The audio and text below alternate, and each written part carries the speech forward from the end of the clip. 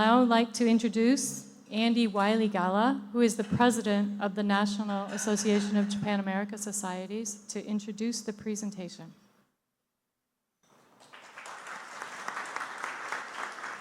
Good evening, everyone. Thank you very much, Lizanne. And I also want to thank Chairman Derek Redding and all of the leaders of the Japan-America Society of Michigan and Southwest Ontario for the chance to come back to a society. I've been on my job less than a year and a half, and there's just a handful of societies that I've had a chance to come back to twice, and I really loved my first visit to Midtown Detroit last November, and I'm delighted to have this chance to be a small but I think significant part of the great tradition of the annual dinner of the Society. It's an honor to have as my role the chance to introduce Dr. Frank Feltens. It would be an honor to do that anywhere, at any time. A renowned scholar of Japanese painting of the medieval and early modern period, quite a specialist in Japanese ceramics, photography, even Japanese tea, I think he knows a little bit about as well. So it would be wonderful at any time, but it's really special to do that introduction here at Wayne State University in the shadow of the Freer House, because I can introduce him, and he's probably had this experience before, where he's introduced as Dr. Feltens, the scholar from that other Freer home. And I think he wouldn't mind that designation at all, if I'm correct, Frank, because as you would certainly know better than most of us in the room, had it not been for Charles Freer, that house, that home, that family, that passion for Japanese art and introducing it to the United States and the West in the late 19th and early 20th century, there might not be a National Museum of Asian Art on the Mall in Washington, D.C., or at least it wouldn't have the exact form that it does today. So this is very special for me. I'd like to take, though, a moment also to talk about my organization, that small part of tonight, the National Association of Japan-America Societies. And hearing those remarks from Consuls General Shindo and Bird reminds me that we really ought to rename our organization after 40 years. We're NAJAS, National Association of Japan-American Societies, 38 societies in some 24 cities around the U.S. But we've got a good claim to rename that the North American Japan-America Society. And because we have this toehold through Southwest Ontario, and another chunk, a city you've heard about in Ontario, Toronto, has the Japan Society.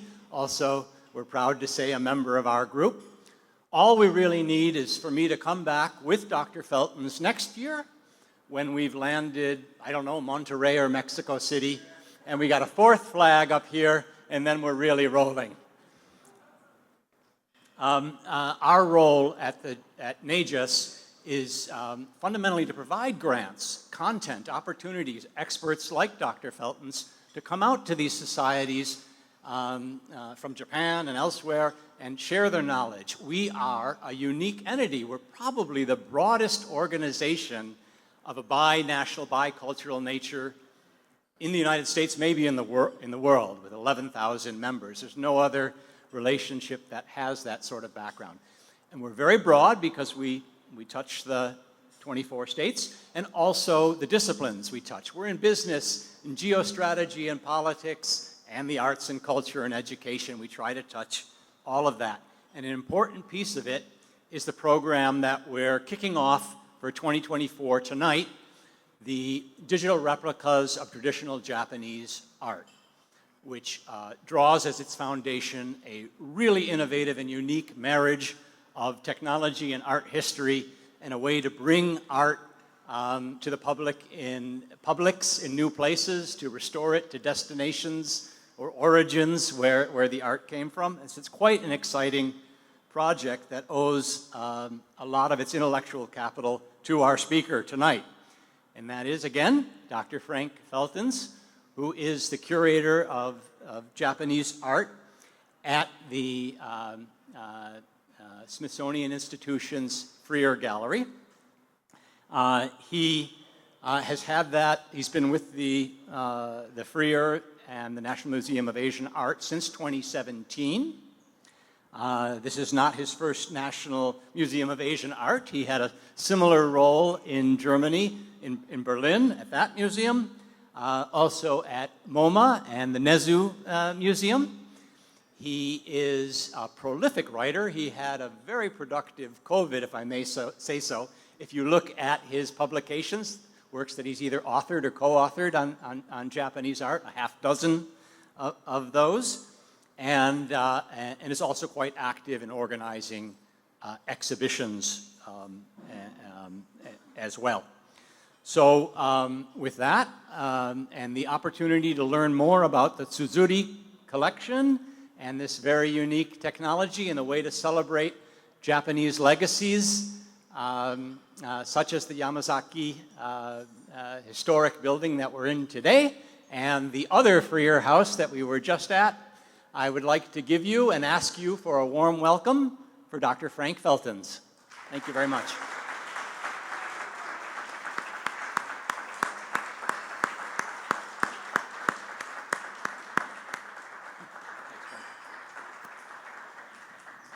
Thank you, Andy, for this very kind introduction. It's always tough to be the last gig of the day, especially at this hour and after such a good meal. I'm sure you're all tired, and I hope that there is coffee somewhere along the way. And you might be thinking what you're watching on Netflix tonight. Certainly this is close to my own bedtime, but it's great to be here. I'm very grateful to be invited back to Detroit. This is my second visit. My second pilgrimage back to the home and the place where our founder, museum's founder, really made his fortune and made such a significant mark. I also want to join Andy by thanking the organizers, Lisa Nguyen and Derek Redding from the local Japanese America Society, and also Wayne State for hosting this dinner, and the National Association of Japan America Societies for inviting me on funding at this event. And so I'd like to talk a little bit about a project that our museum at the Smithsonian is involved in creating really high-level replicas of paintings in our collection and others, and to share them with people in Japan for educational purposes, for display and things like that. And to give you a little bit of an overview, in the beginning we have a little video that we would like to show you for about just 3 or 4 minutes. If we could stream the video, please. Thank you.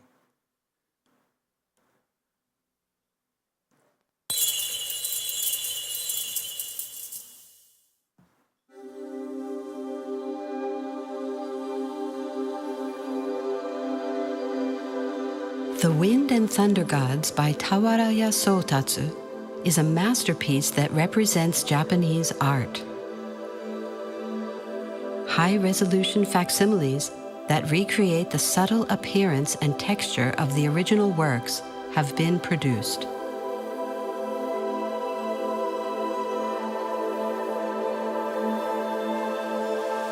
State-of-the-art image capture, image processing, and printing technology and traditional Japanese artisan skills combined to create Tsuzuri project works that are faithful to the originals. The original work is photographed using a mirrorless camera capable of high resolution of 45 million pixels. The artwork is automatically photographed in sections to capture detailed data. Color elements such as ink and mineral pigments, reflective materials such as gold and silver leaf, and the subtle texture of organic whitewash are accurately recorded. For the Wind and Thunder Gods folding screens, each screen was photographed as 168 frames. Each small frame is ultra-high resolution, 12 times more than a full HD image. The 168 frames were recombined to create 4.2 billion pixels of super high resolution data. Subtle tonal variations may be difficult to reproduce when captured image data is printed out as is.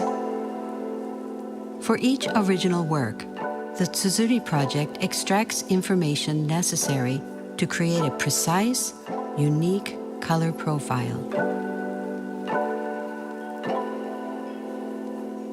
This unique color matching technology accurately recreates the colors of the original work.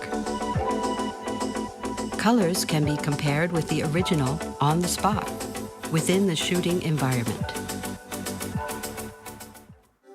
A high-performance, large-format printer maximizes the results of sophisticated color matching. Dimensional depth and textures seen in the original are meticulously reproduced. Artisans demonstrate their mastery of traditional Kyoto skills, applying the finishing touches to Tsutsuri project works that are as close as possible to the original cultural assets.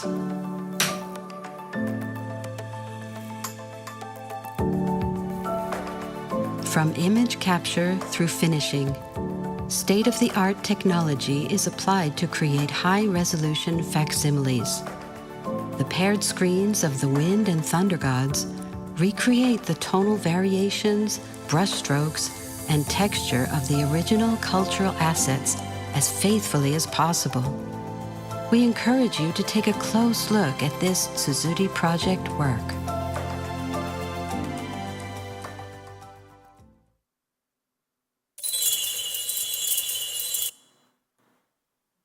Okay, that's the video, and now it's me back again. I want to begin again by saying how truly happy I am to be given this opportunity to speak here in the city that I'm still discovering, but where our museum's founder really made a fortune and really was a vital part, and I'm discovering this every time I come here, of civic life. And he really built his collection that then became to the Smithsonian and really enabled the Smithsonian to first venture into art collecting. It's the first national art museum on the Mall or anywhere in the United States.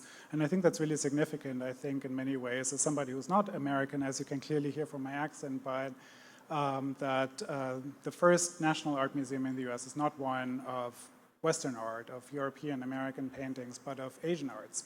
So I think Freer was really at the forefront to, is this better? Okay, thank you. He was really onto something, I think. He was foreseeing a century, a different geopolitical landscape, the one that we, I think, seeing today. But first I'd like to take a look at one of the replicas I'm talking about today. The painting was made in the early 1600s, and the flowers and other plants that it shows are today thought of as typically Japanese. So if you look at something like this, it kind of immediately evokes Japan to you and many other people in Japan and abroad.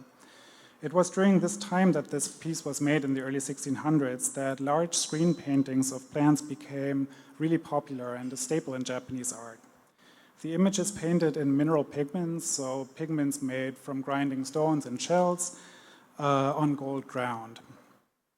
We don't know much about the person behind these screens, Tawaraya Sosetsu, but we do know that he made a lot of these kinds of flower paintings. He was the successor to a much more famous painter and one of Detroit's great stars, I think, Tawaraya Sotatsu. And I say Detroit deliberately, it's not a slip of the tongue. Sotatsu was incredibly famous and important in the early 1600s. His work was hugely popular also in the early 1900s when Charles Lang Freer brought this famous pair of screens to Detroit and loved showing off this work and others to visitors to his home on Ferry Street, so just around the corner, and I'm actually staying across from it this time. Sotatsu worked in Kyoto, but Sosetsu migrated to Kanazawa in today's Ishikawa prefecture. I sketched out the trip here, and I doubt that people today would actually make the walk there, but it would take you about 2 days to go. Nowadays, you can take a really wonderfully retro train called the Thunderbird from Kyoto to Kanazawa, which is really, if you have a chance to go to Japan soon, you should go on that train because they're going to discontinue it. So I think the train has seen its life cycle after about 40 years on the road, I think, but it's still very charming, I think, if you get to ride on it. Sosetsu worked for the regional lords of Kanazawa at the time. The city was relatively isolated from Kyoto and Edo, so it developed its own cultural ecosystem that was kind of distinctive and created this regional pride that you can still feel today. But his lords really recognized his talent and brought him over to Edo to outfit their residents there as well. And this is just another illustration of how long it would have taken them to get there, and also to give you an idea of how isolated the region probably was at the time. So why do we need a replica of this painting, and what are these replicas in the first place? Works of art move around and people sell them or buy them. So artworks often leave the places that they were made at. The longer removed in time, the more movement tends to happen, which is kind of natural. The Sosetsu screens here were made in Kanazawa, but are now in the collection of the Tokyo National Museum. And by extension, the work that Freer collected from Sosetsu's predecessor, moved the furthest away, over from the south of Osaka to Detroit and then eventually to Washington. In order to make works of art available at all times to the people in their place of origin, Canon started producing high-quality replicas of artworks like this one to return at least part of them to their place of origin, or also to preserve them in case something should happen to the original in the wake of disasters. And Kanazawa is a great example too, because obviously, as you know, just recently there was a major earthquake, and that had a tremendous impact on cultural production in that region. So preserving that through this kind of manner is pretty important, I think. But how did these replicas come together? You just saw a little bit in the video, but I'd like to go through that process just one more time, if you allow me. These are just some impressions of the Canon crew at work at our museum at the Smithsonian. We have been working with them for the better part of the last decade, so pretty much almost the entire time that I've been at the Smithsonian. So I've been closely involved with them, and I've been watching them closely. And our aim is to make the works available in Japan and really repatriate part of our collection to Japan through this project. So first, the technician captured the painting using a self-moving camera with sort of an array of about 20 flashes aligned next to it. So it's a big production, and the camera kind of moves inch by inch across the surface to capture these teeny tiny images that are then stitched together. And here you can see the Canon team at work printing these images that they stitched together and adjusting the colors so it matches the original, which is really hard to do, and it's really not an easy thing to accomplish. So with these high-resolution images in their bags, the Canon crew then goes back to Japan and passes on the data to traditionally trained artisans who will work in creating the lattice framework of folding screens or whichever format the original paintings are in. So everything, the structure of the painting is traditionally made. Other people will apply the gold leaf by hand, and they will age it in a way that it looks almost exactly like in the original painting, which is really astounding to me. And when I see some of these replicas, I cannot really tell the difference between the original and the replica, which is really, kind of frightening in a way. But they all carry if you're asking yourself, but they all carry a stamp on the back that shows them as replicas. And if you look closely, a Japanese painting has a surface too, right? Because the paintings are kind of built up, and the print doesn't reproduce that at all. So in this in this slide here, you can see two craftsmen trained in making screens and sliding doors. So they're in the process of pasting the inkjet printed image onto the traditionally made structure of a sliding door. And so this pasting process happens pretty much in the same way as an original painting would be mounted by the same artisans on the same surface. The only difference is that this is a replica and not the original. So the results are really astoundingly close to the originals, and I can really vouch for that. This level of closeness enables temples, for example, to install the replicas in lieu of the originals, like in the slide here. The originals are usually entrusted to national museums in Japan if they stayed in Japan for safekeeping, while the replicas allow the original space to retain its aesthetic program, even though the originals might not be in place anymore. So in this case, it's really interesting because the originals are in Minneapolis, and have left Japan a long time ago, and the monks of this temple were able to recreate the space by using these replicas. Basically, it's an approximation. It's not the same thing, of course, but it's close enough. The extremely detailed photography also allows for slightly gimmicky plays with the original work. So this is a painting of cranes in our collection at the Smithsonian, and a team at the Tokyo National Museum kind of like, without us actually being involved in it, was experimenting with, making the cranes fly and really bringing this piece to life, which visitors usually like very much. Art historians not so much, because I find it a little gimmicky, to be honest with you. But anyway, it's fun. But replicas also enable different kinds of programming, outreach, and education. For example, it would be impossible to imagine using the original paintings for a class like this one here, where the kids are as close as possible to the piece as to almost touch it. So, you could never do that at a museum space. So I think, as somebody who as a kid was really scared of museums and felt as well it was an unnatural place for me to be, because you had to shush, you couldn't behave in the way you wanted, these replicas provide this wonderful opportunity to not do that and to demystify art and bring it closer to people at an early age, and I think it translates to the adults that these kids are going to be, hopefully. But now I'd like to go quickly back to Sosetsu and bring the conversation closer to home, to Detroit. Sosetsu's works were incredibly popular among collectors during the early 1900s, really, really popular. As Japan was modernizing every aspect of life, the old feudal system collapsed and new nationalistic tendencies stripped temples of their funding and their preferred tax status. So in order to compensate, a lot of temples sold off their art pieces, and this is how many of these works came onto the market. And the same is true for many of the old families that owned these places, because these were furniture that they lived with, so this was the first thing that they were able to sell. So this piece here, for example, in our collection is now a folding screen, but it was 2 panels of sliding doors that were part of some kind of interior, probably at a feudal, at a feudal residence or a temple, we don't know.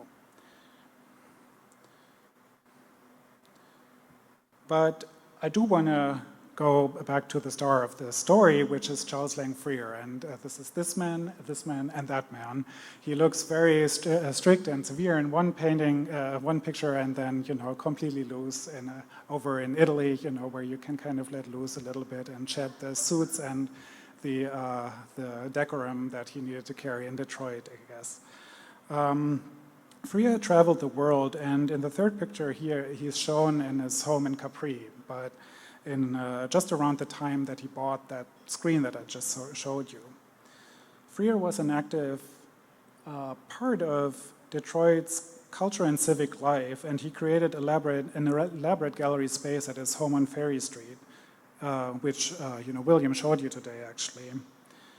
And he relished to just show visitors around and invite them for tea after, William tells me, and this is an interesting kind of episode to imagine. And it's also easy to imagine the screen which he bought in 1902. This one here was part of these tours and was seen by people living in Detroit around that time, and was probably their first encounter with Japan ever. So Freer kind of opened up these doors for people in a way that the Smithsonian still does. I mean, we are still kind of the first line of defense, as it were, the first encounter with Japan for many people, many Americans who visit DC and just wander into our museum. But how did someone with barely a middle school education come to be one of America's great collectors? One part of the answer is Freer's insatiable thirst for travel and for knowledge. The arts provided him with the means to absorb the cultures and histories of places that he had not visited before. Japan was one of them, and it was up there. It was really one of his favorite places to be and to interact with. Before Freer began his journey in the arts of Asia, he had focused on collecting drawings by American artists of his own time, so basically contemporary art of his time. And this is why our museum has a collection of American art as well from Freer's own time. Art was also a vehicle to achieve a certain level of status in a society that was not necessarily close to men like Freer, who were self-made and came from humble backgrounds, but who sought to move beyond their own origins and turn themselves into leaders and people of culture. In the process, it was really people like Freer who also determined the course of culture in the United States, and in no small part by bringing exceptional works of Asian art to Detroit and later to Washington. By establishing America's first national museum in Washington, Freer also was at the vanguard of showing what philanthropy, I think, could accomplish. I mean, you don't have to be what is probably a billionaire today to make an impact. But Freer did that on a grand scale, and I think it's still felt today. In fact, our museum is still operated to no small degree by the funds that Freer left to the nation in the form of railroad stocks, which of course, are now a different portfolio, but at the time, I guess it was the tech industry of the day, and it really pays my salary for sure. I'm actually, I'm not supposed to say that, but it's okay. But how did Freer get there? How did he get to this kind of commitment to being this major philanthropist? It was really, the answer is really in traveling. I think this is where he found this kind of fulfillment and this kind of encounter with things that he was seeking for and that he didn't really have access to here anywhere else. So Freer had the great fortune of being able to retire at age 45, which is 3 more years for me. I don't know if some of you are already at that juncture, but I'm planning on hitting that goal. And he focused only on the things that he actually did care about. His first trip took him around the world. He literally started at New York and then arrived back at Vancouver and returned to Detroit. And he spent almost an entire year traveling, which sounds just amazing. He left on September 22nd, 1884 on this world journey and took the western route, I guess, via the Mediterranean, through the Suez Canal, stopped in India, Sri Lanka, Italy, but, taking pictures like the one I showed you before, and then arriving back in the US, coming back to Detroit, a changed person. Freer set foot in Japan during that trip in April 1894, and he stayed there longer than anywhere else. He stayed in Japan for 4 months.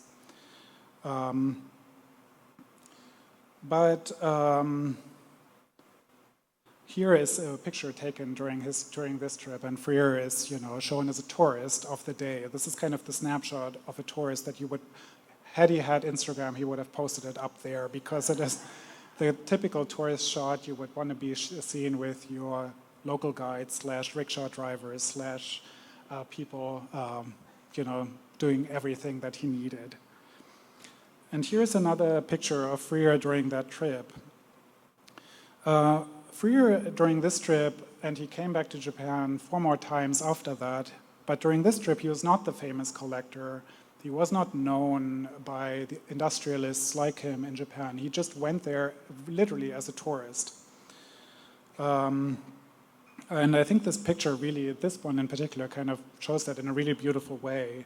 I look at this photograph and imagine Freer, who did not speak a word of Japanese, basically gesturing at his Japanese retinue to come over and line up for a souvenir picture.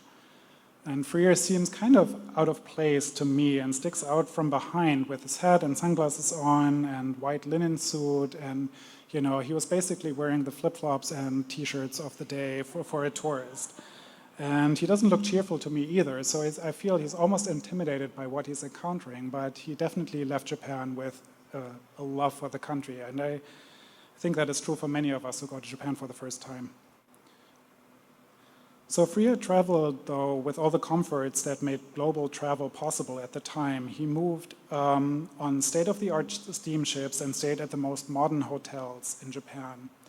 In Kyoto, he stayed at the Yaami Hotel, whose identity is captured in this advertisement on the right that I have right here, basically saying it has plumbing, hot showers, and all, Western breakfast, things like that. The hotel was opened in 1879 when a Japanese businessman bought a cluster of temples and in Kyoto's Higashiyama district and combined them into a modern hotel, gearing toward foreign visitors and wealthy Japanese. But the building burned down in 1906, so you can't stay there anymore, and Freer didn't stay there again either. During this trip, Freer did not buy any artworks, but he brought back a lot of photographs that he didn't take himself, but that he bought at a souvenir shop in Yokohama probably and carried home with him.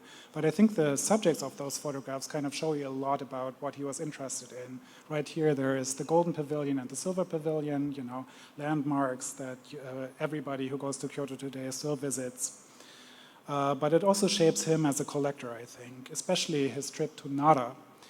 And the old capital really left a lasting impression on him as well, though Freer's diaries, which we have at the museum, are always circumspect. Whenever some kind of emotion surfaces, it is in really, he says good or splendid. That's the maximum enthusiasm that you could find. And it's usually in reference to hotels or the weather. The fun part of Freer's diary entries, though, during this first trip is a quirky habit that he didn't do in any of his later trips, and that is he translated the name of every hotel into English. And I think I did that too when I went to Japan the first time. I kind of translated every place name into English in this really obsessive fashion, and I think Freer did that too.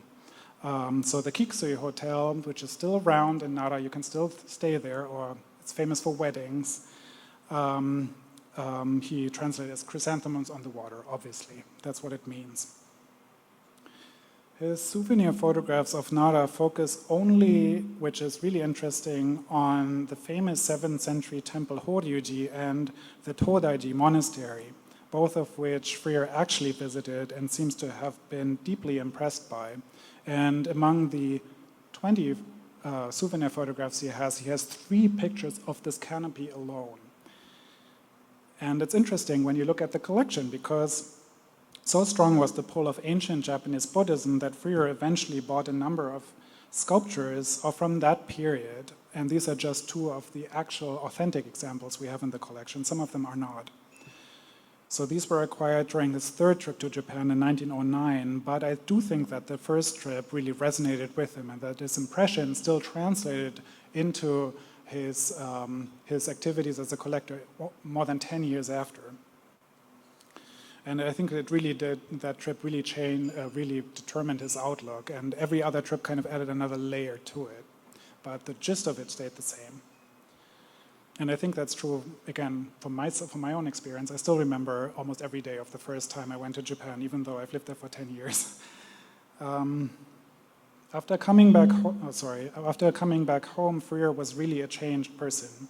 He had collected a few pieces of Japanese art here and there before, but they were usually vastly overpriced, and he was often ripped off by dubious dealers in New York.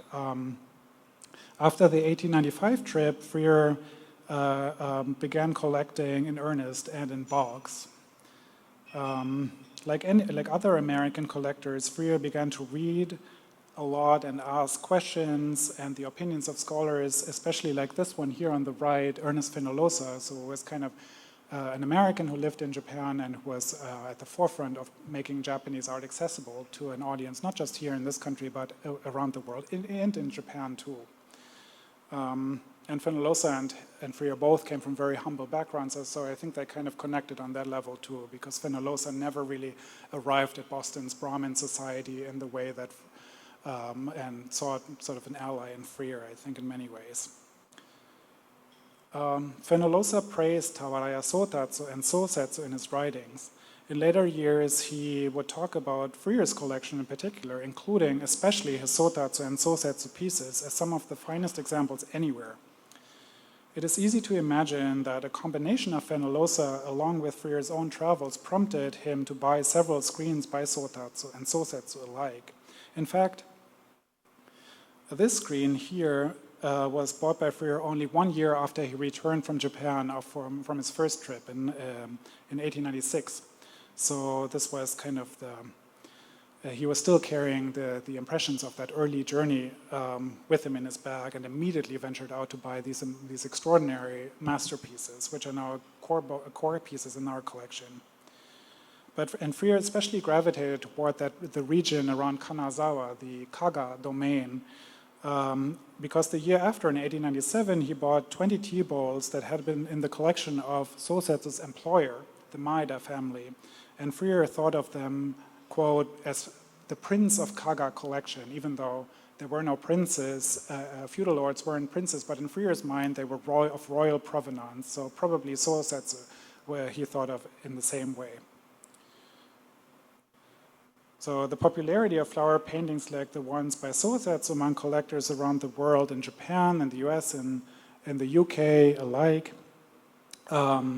put Freer into conversation with a worldwide trend. So here you see Michael Tompkinson, a British collector who sold a lot of works to Freer with an uncomfortable-looking kid on his lap. But behind them is a Sosetsu type screen. So over in England, in this uncomfortable setting, there was also Sosetsu. But Freer's collection was never entirely intended to be only private. As Freer continued to focus his resources on collecting and promoting Asian arts and cultures, he began looking for the most prominent stages for that own mission and his own legacy to endure. And to him, eventually Washington seemed like the right place for a collection that he considered to be well-rounded and comprehensive. In short, a collection that had the potential to be an ambassador for the cultures of Asia in a changing global landscape, because I think the time that Freer collected, the global landscape changed much in the same way that it does today. Because the early 1900s were a time of shifting geopolitics, I think in much the same way as I think we are experiencing today, just with different names and different agents. In 1905, for example, the Russo-Japanese War concluded with was the first modern war where a nation that was not American or European defeated a European imperialist power. So Japan, defeated the Russian Empire during this war, and I think that result reverberated around the world and inspired anti-colonialist movements in places as far-flung as the Ottoman Empire, India, Indochina, as it was called back then as well. So this was a cataclysmic global event, and it triggered Roosevelt right here on the left, for all his flaws and vices. He was recognizing a new world order taking shape in front of their eyes, and he encouraged the Smithsonian Regents to accept Freer's gift to the Smithsonian in order to create a venue for Americans to learn about the arts of Asia or the cultures of Asia through arts and the programming that our museum still does. And here are the two telegrams of the gift acceptance in 1906. The left one is Roosevelt congratulating Freer, and the right one is the Smithsonian Regents accepting the gift.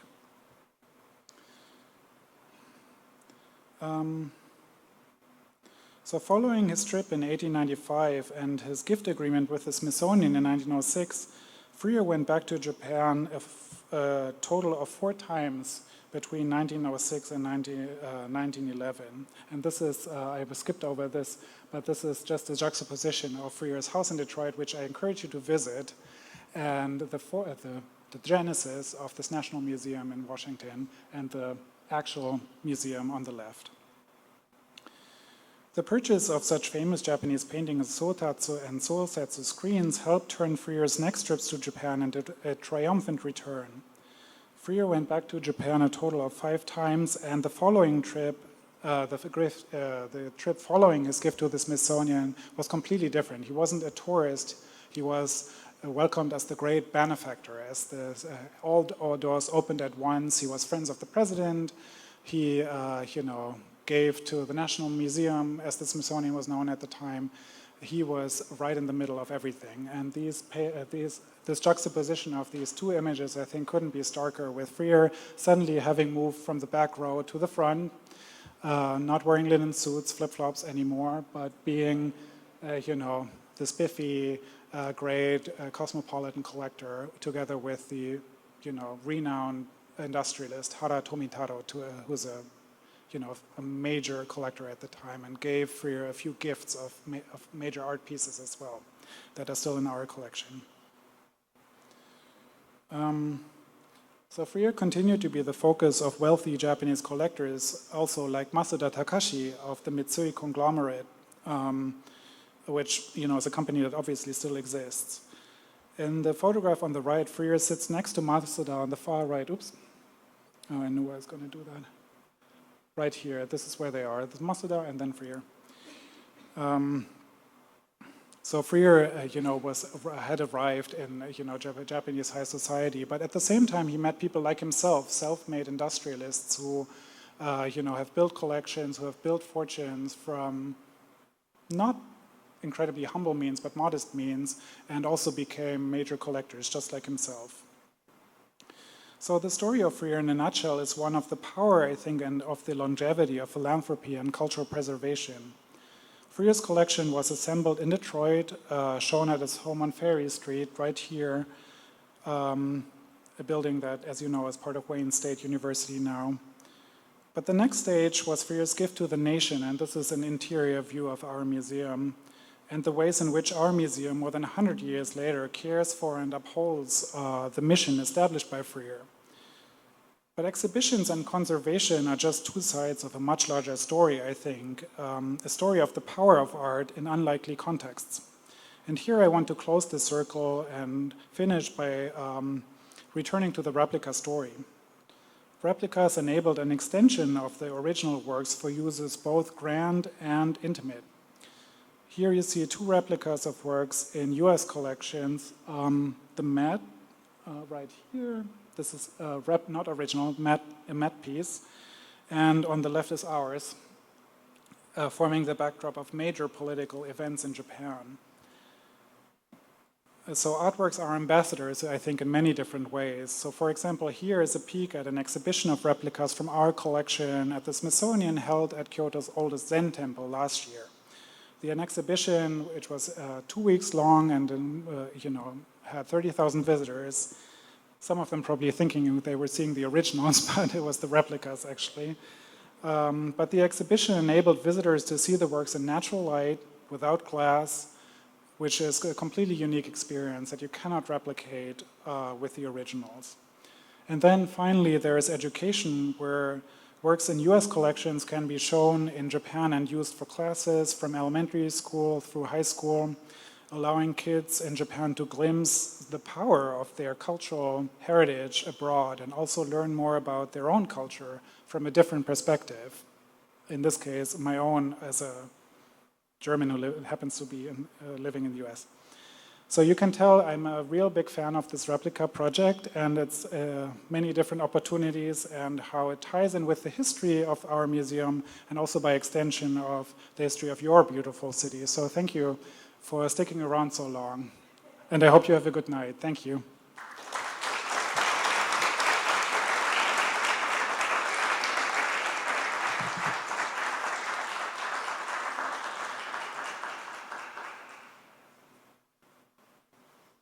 Thank you very much, Dr. Feltens. Fantastic lecture, very interesting. Such nice understanding of the Freer connection for us in Detroit. Your visits to Detroit are so appreciated. I want to thank Andy Wiley-Gala again and the National Association of Japan-American Societies and the U.S.-Japan Foundation for making it possible. Thank you all for coming tonight. Your ongoing support of the Japan-America Society is very important to us.